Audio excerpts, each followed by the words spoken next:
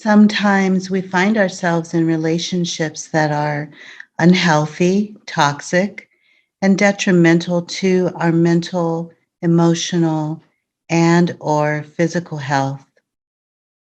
When you notice patterns, habits, and cycles that cause you to be constantly attracted to these types of relationships, or you are always attractive to these types of people, there is a need for psychological, mental, emotional, and maybe even physical detox. Here's what I mean. Psychologically, you may need to re educate yourself on what healthy relationships are and what healthy paradigms look, feel, and sound like. Mentally, you may need to step back from toxicity that made you feel unstable or like you were wigging out. Some relationships will do that to you, and it's almost like you need to cleanse afterwards. Emotionally, you may need to give yourself space to unleash emotional buildup, frustration, sadness, and grief. In order to do this, you might need to be abstinent from relationships for a period of time so that you can reprogram your thoughts and your feelings. And then physically, you may need to distance yourself from toxic people who trigger you or who are abusive in any way. It's not about running away. Sometimes leaving in an environment or changing your schedule in order to not be around someone can be the most appropriate course of action for healing. Basically, unhealthy relationships wreak havoc on multiple areas of your life. You most likely will need to reprogram your brain, calm your nervous system, and relearn how to set boundaries so that future relationships remain healthy and balanced. As a clinician, I've worked with so many people, thousands of people at this point in my career, and it's so very rare to meet a client who can actually say they have no trauma from childhood. It's just so incredibly rare.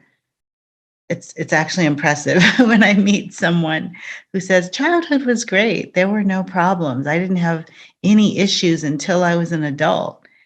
Um, yeah, so the reality is for most of us, something occurred in childhood, whether it was at in the home or at school, early childhood. It could have been at a babysitter's home. It could have been our own cousins. I mean, and trauma is different for everyone. It doesn't mean that it was necessarily severe trauma, but then again, it's all relative, right, to each person's experience.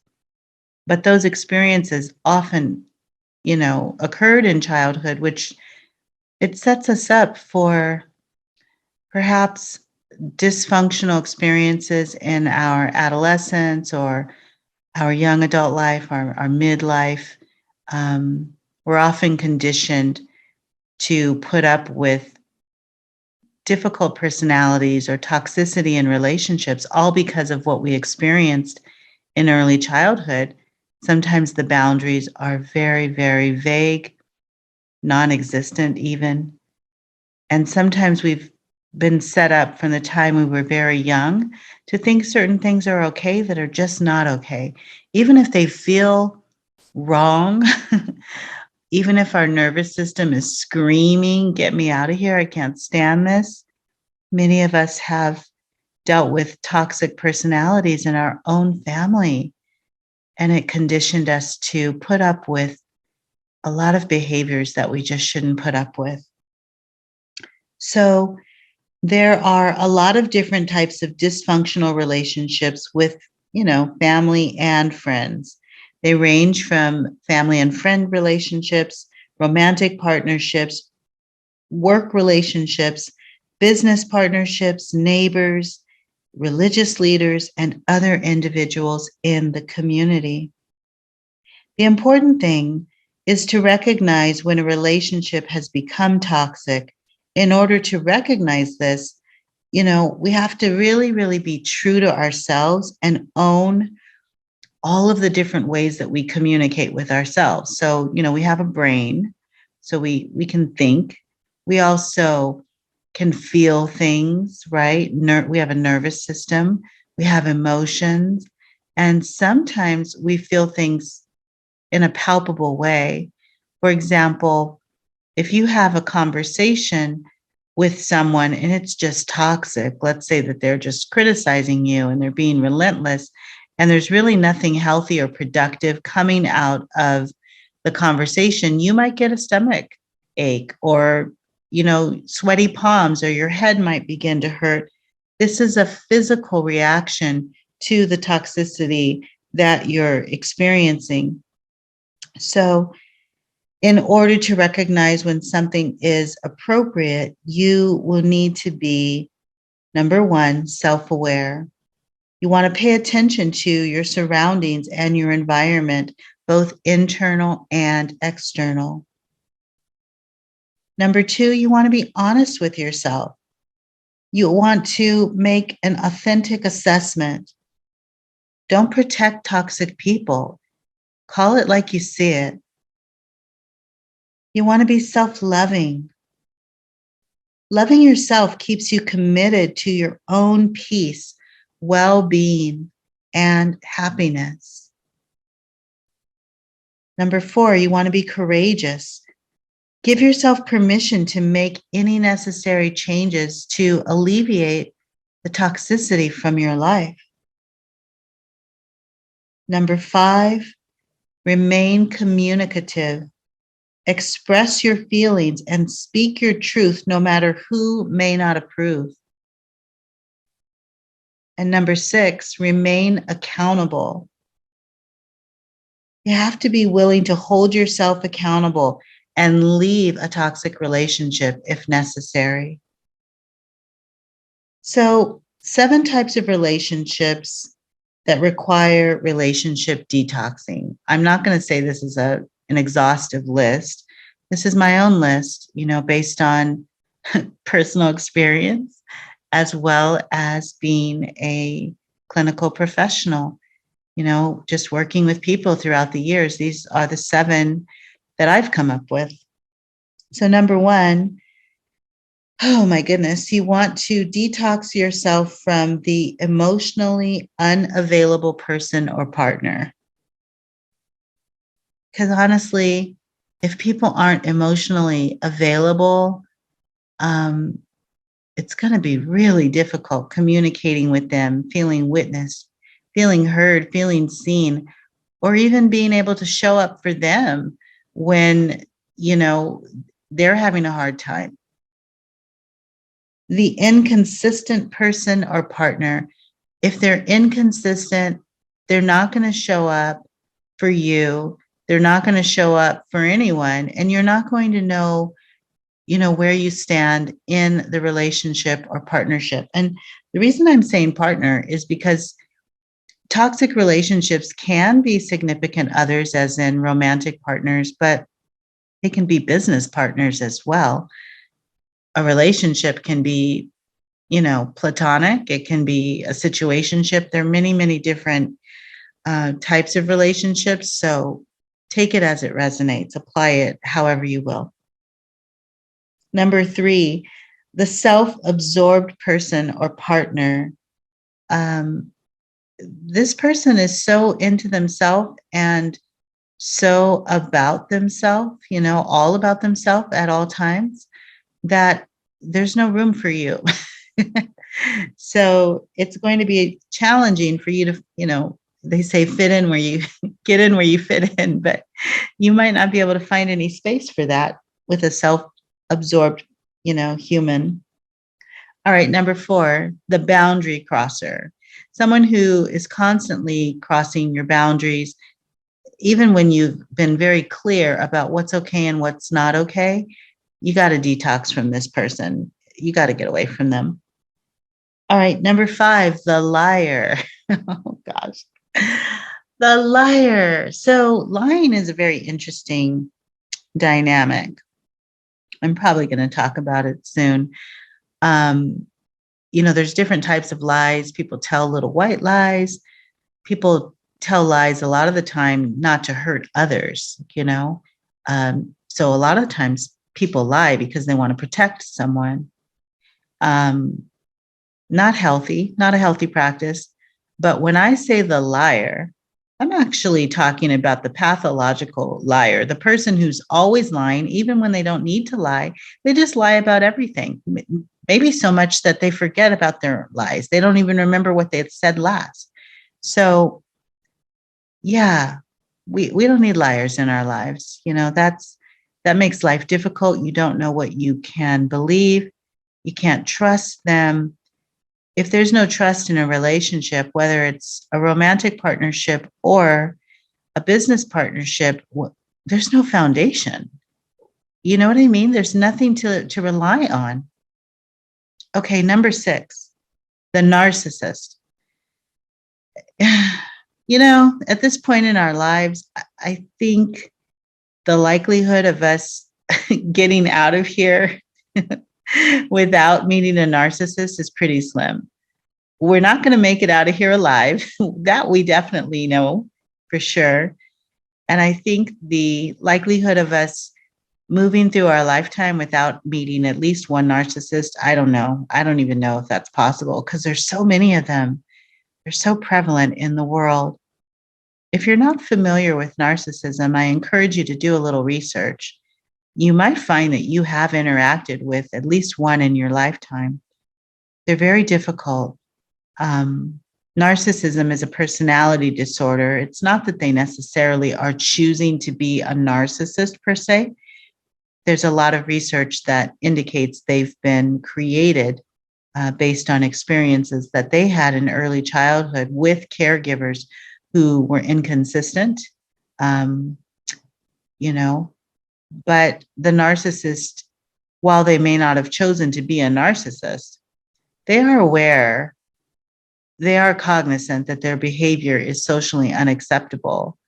They are aware of the manipulative tactics that they use to control their partner or to have their way. So while it is a personality disorder that they didn't choose, they are very aware that the behavior is always, designed to work in their favor.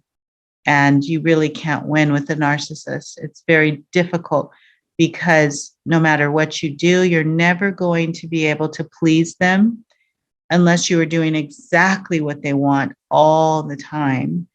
And you will fall off of their pedestal.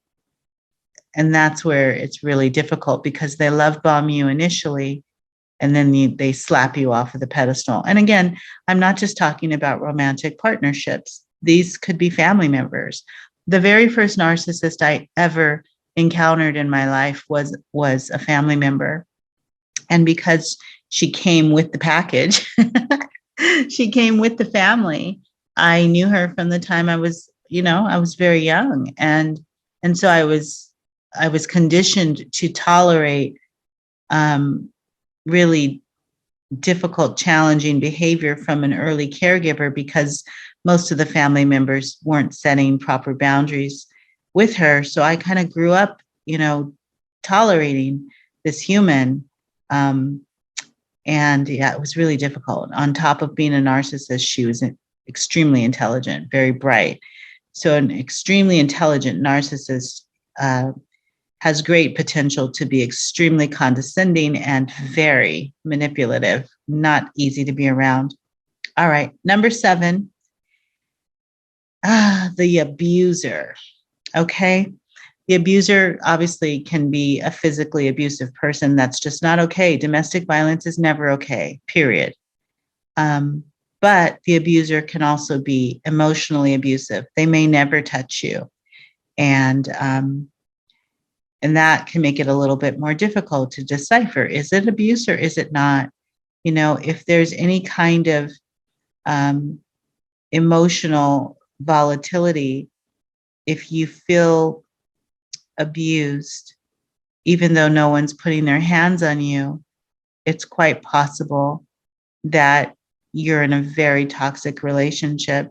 And remember, abuse is not just emotional or physical, it can be financial. If you review the power and control wheel that is typically associated with domestic violence, but not limited to domestic violence. Again, you can research that if you're not familiar with the power and control wheel. It names several areas. I think there's 8 different spokes on the wheel. Isolation is one of them. Financial abuse is one of them. Using your children against you is one of them. And then there's several other things. So all of these people, the emotionally unavailable, the inconsistent, the self-absorbed, the boundary crosser, the liar, the narcissist, the abuser, all of these individuals, and there could be a whole lot more, these people are not for you. They need healing, and they're not ready for relationships with others. If you accept what they give, or are able to give, or are willing to give, the relationship will most likely be unfulfilling and dissatisfying for you. All of these types of relationships create stress on the nervous system. These types of individuals, they're just not healthy enough to be in a relationship. They need healing. They need therapy. They need counseling. They generally feel okay about their behavior because this is normal to them. And this inability to see your side of things or make changes leaves you so frustrated. All of this activates the amygdala and may catapult you into the fight, flight, freeze, fawn, or faint responses on a regular basis. Over time, this is going to undermine your self-confidence and your ability to enjoy pleasurable things, and it will diminish your quality of life. A lot of therapy could be alleviated if people were able to recognize which relationships to refrain from in the first place. If you have fallen into one of these types of relationships, don't judge yourself. It's really common. Most of us have experienced at least one of these types of people at some point in our lifetime. Unfortunately, we've probably experienced several of these types of people multiple times in our lifetime. But you didn't know all that you know now. Time and actions of others have taught you many, many things. So now, in a new unit of time, what are you going to do about what you see and what you know? Open your eyes wide. Look at the relationships. It's not about judgment, but self-assess and evaluate the people in your life. Evaluate where you place your time and energy. Are these experiences, are these situations, and are these people even worthy of your time, energy, investment, and internal resources? At the very least, set firmer boundaries when necessary and refuse to tolerate any disrespect. Give yourself permission to release what does not serve your life and remove yourself from all that is unnecessary. Uproot what is toxic so that you can live a free, unencumbered life. Choose your own well-being over anyone else who hurts you consistently. Be brave and be free.